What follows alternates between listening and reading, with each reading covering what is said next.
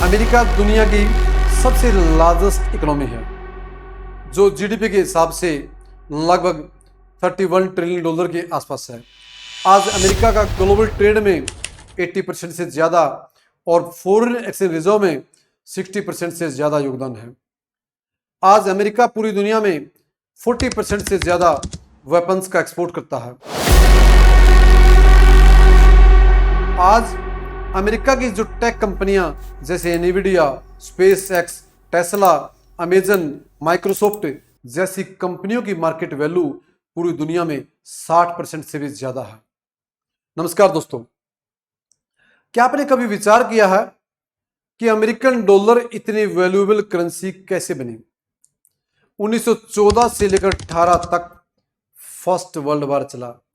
1929 से लेकर 33 तक वर्ल्ड ग्रेट डिप्रेशन आया। इस महामंदी ने पूरी दुनिया को अपनी चपेट में लिया, क्योंकि इस मंदी की शुरुआत अमेरिका से हुई थी और एक देश अनटच रहा, वो देश था यूएसएसआर, क्योंकि उस देश ने 1925-26 में 5 ईयर प्लान का निर्माण किया, इसलिए उस देश पर महामंदी का कोई असर नहीं पड़ा। 1939 से लेकर 45 तक दोस्तों सेकेंड वर्ल्ड वॉर की शुरुआत हुई। इस युद्ध के खत्म होने से एक साल पहले ही अमेरिकन प्रेसिडेंट फ्रैंकलिन रूजवेल्ट ने 44 देशों की एक मीटिंग अमेरिका के एक छोटे से शहर ब्रेटन वुड्स, न्यू हैम्पशायर में बुलाई। इस मीटिंग में दुनिया के बड़े बड़े फाइनेंशियल इंस्टीट्यूशंस, वर्ल्ड बैंक और आईएमएफ जैसी संस्थाओं का निर्माण किया गया और इस मीटिंग में फर्स्ट वर्ल्ड वॉर और सेकेंड वर्ल्ड वॉर के कारण जो पूरी दुनिया को अस्त व्यस्त कर दिया था, उसको भी, उस पूरी दुनिया का भी पुनर्निर्माण करना, उस पूरी दुनिया का इकोनॉमिक ग्रोथ करना भी इस मीटिंग में डिस्कस किया गया। इस मीटिंग में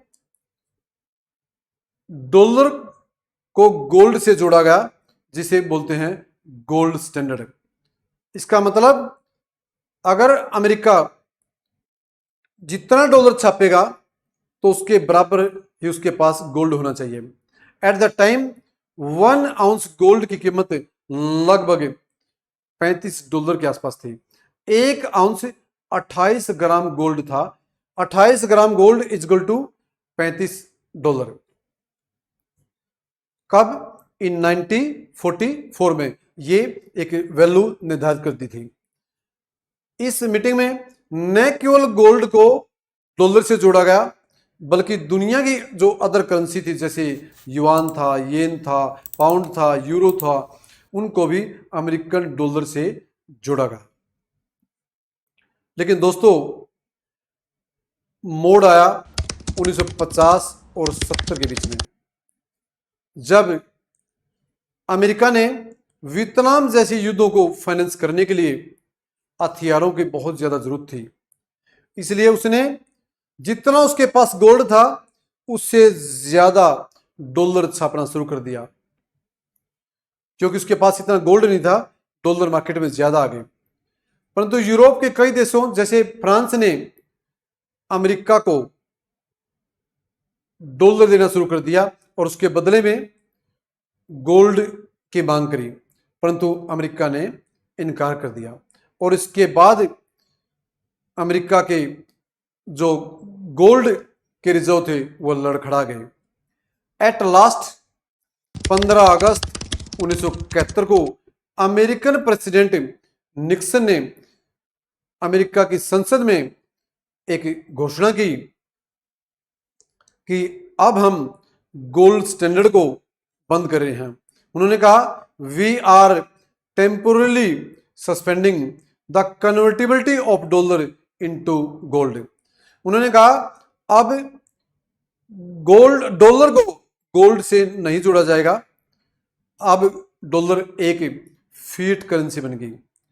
पहले डॉलर की वैल्यू गोल्ड में होती थी, परंतु अब डॉलर एक फीट करेंसी मीन्स इसकी वैल्यू अब गोल्ड में नहीं बल्कि सरकार तय करेगी। जैसे दुनिया की अदर करेंसी यूरो थी, यूरो बन गई, पाउंड बन गई। It means that American dollar की वैल्यू भी आज मार्केट निर्धारित करेगी डिमांड और सप्लाई। जिसकी ज्यादा डिमांड होगी उसका प्राइस ज्यादा होगा और जिसकी सप्लाई ज्यादा होगी उसका प्राइस कम होगा। और एट लास्ट अमेरिकन 1971 में अमेरिकन डॉलर एक फीट करेंसी बन गई, जैसे भारतीय रुपया भी एक क्या है, फीट करेंसी है। क्योंकि भारत में भी नोट छापने के लिए आरबीआई के पास जो 1957 से शुरुआत हुई थी मिनिमम रिजर्व सिस्टम की, इसका मतलब आरबीआई कितने नोट छाप सकता है यदि उसके पास 115 करोड़ का गोल्ड और 85 करोड़ की फॉरेन सिक्योरिटी हो। परंतु एट लास्ट 1973 में दुनिया में ऑयल क्राइसिस आएगा और पूरी दुनिया में कच्चे तेल की कीमत 300% से भी ज्यादा बढ़ गई और कई गल्फ कंट्रीज जैसे कतर, अबू धाबी, सऊदी अरब जैसे देशों ने नीदरलैंड और अमेरिका जैसे देशों पर एम्बार्गो लगा दिया। एम्बार्गो मीन्स इन देशों को गल्फ कंट्रीज ने तेल की सप्लाई बंद कर दी। इसी बीच 1973 में ही एक संस्था का गठन हुआ जिसको बोलते हैं Swift, society for world wide interbank financial telecommunication. इसका हेडक्वार्टर यूरोप का एक देश है बेल्जियम, उसकी राजधानी ब्रुसेल्स में इसका हेडक्वार्टर है। 1973 में बना। स्विफ्ट क्या है? स्विफ्ट एक प्रकार का जो पूरी दुनिया में चाहे एफडीआई करना है, चाहे कोई गोल्ड की पेमेंट करनी है, कच्चे तेल की पेमेंट करनी है, या कोई एक देश से दूसरे देश में पैसा पहुंचाना है या एफडीआई करना है, तो एक प्रकार का ये रिसीवर और सेंडर के बीच में एक मैसेज प्रेषित करता है कि एक देश से अगर दूसरे देश में अगर पैसा जा रहा है तो ये मैसेज कौन प्रेषित करता है? स्विफ्ट, जिसका गठन 1973 में हुआ था। लेकिन दोस्तों 1974 में अमेरिकन प्रेसिडेंट निक्सन ने और सऊदी अरब राजा या किंग ने एक पेट्रोल डॉलर की सीक्रेट डील की।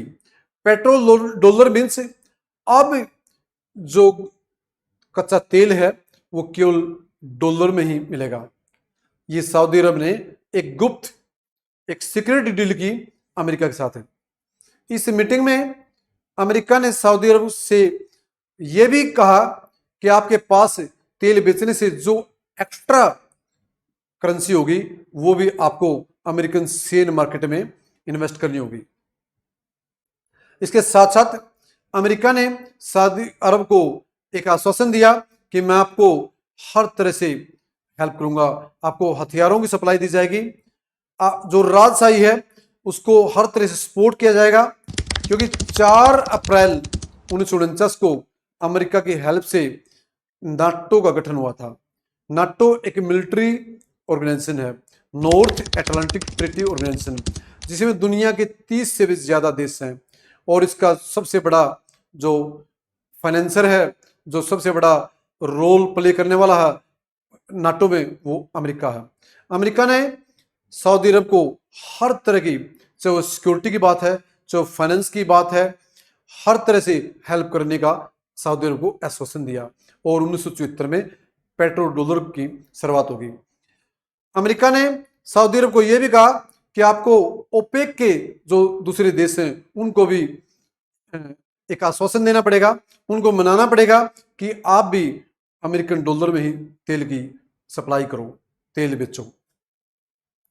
ओपेक आज दुनिया के 12 के आसपास इसमें देश हैं, जिसका गठन 1960 में हुआ था और इसका जो हेडक्वार्टर है वो ऑस्ट्रिया की राजधानी वीना में है। उसके बाद दोस्तों अमेरिकन जो डॉलर है पूरी दुनिया की एक हार्ड करेंसी बन गई और पूरी दुनिया में एक होड़ बन गई, मच गई कि डॉलर को रिजर्व करना है, डॉलर को रिजर्व करना है। 2022 में जब रसिया यूक्रेन वार चल रहा था तो अमेरिका ने रसिया को स्विफ्ट से बाहर कर दिया। इसके बाहर होने से रसिया ने चाइना और भारत जैसे देशों के साथ युआन और रुपये में तेल बेचना शुरू कर दिया। और जून 2024 में सऊदी अरब ने भी अमेरिका से पेट्रो डॉलर की ट्रीटी तोड़ दी, जो 1974 में एक ट्रीटी हुई थी गुप्त, उसको 2024 में तोड़ दी। सऊदी अरब ने कहा कि अब मैं केवल तेल पर निर्भर नहीं रहना चाहता, अब मैं investment in share market, investment in mutual fund, investment in real estate और इन्वेस्टमेंट इन जैसे टूरिज्म को बढ़ाना चाहता हूं। दोस्तों, उसके बाद ब्रिक्स जैसे दो देश हैं, उन्होंने भी एक अल्टरनेट करेंसी की बात करी। भारत, चाइना जैसे देशों ने कहा कि हम एक अलग से अमेरिकन डॉलर से एक अल्टरनेट करेंसी बनाएंगे। उसके बाद भारत ने रसिया और यूए के साथ रुपये में व्यापार करना शुरू कर दिया। दोस्तों, ये कुछ कारण थे जिसे दुनिया में पेट्रोल डॉलर डिक्लाइन होता गया और आज डिक्लाइन भी होता जा रहा, क्योंकि हाल ही में जब ट्रम्प प्रेसिडेंट बना, उन्होंने कई देशों पर टैरिफ लगाया, एक कस्टम ड्यूटी लगाई। उसी कारण दुनिया में ट्रेड वार की शुरुआत होगी और अमेरिकन डॉलर की वैल्यू घट गई। वैसे दोस्तों, अमेरिकन डॉलर जैसे कि मैंने पहले बताया, आज भी दुनिया की एक स्ट्रॉन्ग और हार्ड करेंसी है। लेकिन इस पेट्रोल डॉलर के खत्म होने से भारत पर क्या इफेक्ट पड़ेगा? अगर मान लो डॉलर का रोल पूरी दुनिया से हट गया, डॉलर एक आम करेंसी बन गई, तो भारत पर इसका इफेक्ट, भारत रुपये में तेल की खरीदारी कर सकता है, भारत का ट्रेड डेफिसिट कम हो सकता है, भारत को अब डॉलर रखने की जरूरत नहीं होगी। भारत का अब समय है कि वो रुपये को एक रुपये का अंतर्राष्ट्रीयकरण करे, क्योंकि यदि हमारी डॉलर पर डिपेंडेंसी घट जाएगी, हमारा जो इंपोर्ट ज्यादा है, एक्सपोर्ट कम है, जो ट्रेड डेफिसिट है वो भी कम हो जाएगा। हमें तेल बाहर से, दुनिया के जो देश हैं, क्योंकि आज हम ज्यादातर तेल रसिया से खरीद रहे हैं रूबल और रुपये में, लेकिन अगर डॉलर की जो वैल्यू है दुनिया में घट गई, ये तो भारतीय रुपया भी मजबूत हो सकता है और हमारे पास एक बहुत बड़ा अवसर होगा कि हमारी करेंसी की वैल्यू भी अमेरिकन डॉलर जैसे बढ़े, क्योंकि आज हमारी जो करेंसी है वो सॉफ्ट करेंसी है और अमेरिकन डॉलर एक हार्ड करेंसी है। दोस्तों, क्या आपको लगता है कि भारतीय रुपया डॉलर की तरह 2030 तक एक स्ट्रॉन्ग करेंसी बन जाएगा? क्योंकि ऐसा अनुमान है कि 2030 तक दुनिया में से डॉलर का जो प्रभाव है वो खत्म हो जाएगा। अगर भारत को एक स्ट्रॉन्ग करेंसी बनाना है तो इसको हमें क्या करना पड़ेगा? ज्यादा से ज्यादा एक्सपोर्ट करना पड़ेगा हमें, क्योंकि आज पूरी दुनिया में बाइपोलर वर्ल्ड नहीं है, आज मल्टीपोलर वर्ल्ड है। क्योंकि दुनिया में केवल अमेरिका ही पावरफुल नहीं, बल्कि दुनिया के देश आज एमर्ज हो रहे हैं, जैसे इंडिया है, चाइना है, जर्मनी है, जापान है। वैसे तो भारत आज दुनिया की, आप सबको पता है, जीडीपी के हिसाब से 4th और परचेजिंग पावर पैरिटी के हिसाब से दुनिया की 3rd लार्जेस्ट इकोनॉमी है। दोस्तों, 1945 में बड़ी विडंबना की बात है, $1 $1 के बराबर था, परंतु ये वैल्यू धीरे धीरे आज $1 लगभग 84 रुपए के आसपास है। दोस्तों, मेरे द्वारा जो जानकारी दी गई आपको कैसी लगी? यदि ये जानकारी आपको अच्छी लगे तो उस पर कमेंट करना, इसको शेयर करना और सब्सक्राइब भी करना।